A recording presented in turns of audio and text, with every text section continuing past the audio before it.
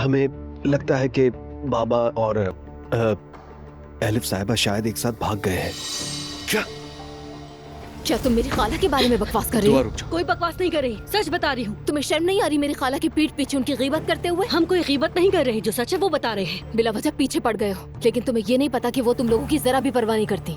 क्या उन दोनों के दरमियान कुछ था? प्लीज सच बताना मुझे। आप कल से कहाँ थे अब्दुल्ला साहब? हम परेशान हो गए थे। मैं तलाक चाहता हूँ तुमसे, तलाक चाहता हूँ तुमसे। इसकी वजह एलिफ है, बताइए। नाइला बस करो, मजीद कुछ मत कहना। खुदा के लिए खामोश रहो अभी तो। हाँ, एलिफ की वजह से है। खाला अब्दुल्ला बाबा के साथ थी। क्या फजूल बात कर रही हो तुम दुआ?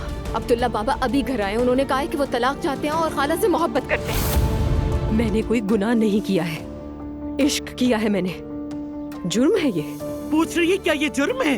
अल्लाह की लानत है तुम पर। मम्मी तबीयत खराब हो जाएगी आपकी। मैं जो कर सकती थी मैंने किया। जिस आदमी से तुम इश्क का दावा कर रही हो वो मेरे शौहर का बाप है। एलिफ, तुम्हें एहसास है इस बात का कोई?